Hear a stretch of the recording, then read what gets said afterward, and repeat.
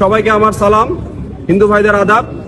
আপনারা জানেন গত 3 তারিখে মনোনয়ন বাছাই নিয়ে আমার মনোনয়নটি অস্থায়ী ভিত্তিতে অবৈধ ঘোষণা করেছিল। আমি সেটার প্রেক্ষিতে আবেদন করেছিলাম। আজকে আমি কমিশনে আমার মনোনয়নের বৈধতা পেয়েছি। আমি আশা করব হাতীবান্ধা পাটগ্রামবাসী আপনারা আমার সাথে থাকবেন। অবশেষে প্রার্থিতা ফিরে পেলেন লালমনিরহাট 1 আসনের স্বতন্ত্র প্রার্থী। লালমনিরহাট 1, হাতীবান্ধা ও পাটগ্রাম সংসদীয় আসনের স্বতন্ত্র প্রার্থী আবু সামা ডাক্তার মোহাম্মদ রেদাউনুল হক তার প্রার্থিতা ফিরে পেয়েছেন। শনিবার 10 জানুয়ারি 2026 দুপুরে রাজধানীর আগারগাঁওয়ে নির্বাচন ভবনের অডিটোরিয়াম বেসমেন্ট 2 অনুষ্ঠিত আপিল শুনানিতে তার মনোনয়ন বৈধ ঘোষণা করা হয়।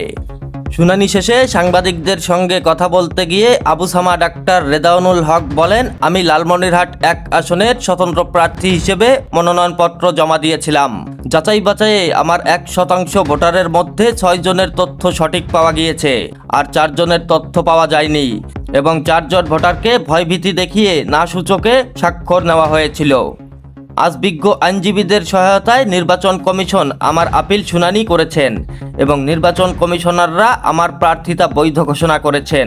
আমি তাদের ধন্যবাদ জানাচ্ছি। সেই সময় সুপ্রিম কোর্টের আইনজীবী অ্যাডভোকেট হাসান জামিল চৌধুরী বলেন, লালমনিরহাট 1 আসনে আবু সামা ডাক্তার মোহাম্মদ রেদাউনুল হকের মনোনয়নপত্র বৈধ হওয়ায় তিনি নির্বাচনে অংশগ্রহণে আর কোনো প্রতিবন্ধকতার সম্মুখীন হবেন না। এখন তিনি লালমনিরহাট 1, হাতীবান্ধা ও পাটগ্রাম আসনের বৈধ স্বতন্ত্র প্রার্থী হিসেবে গণ্য হচ্ছেন। শীঘ্রই ফিরছি হাতীবান্ধা এবং পাটগ্রামের মাঠে। আপনারা আমার জন্য দোয়া করবেন। ইনশাল্লাহ দেখা হবে খুব শীঘ্রই। এআই রাজীব, খবর, লালমনিরহাট।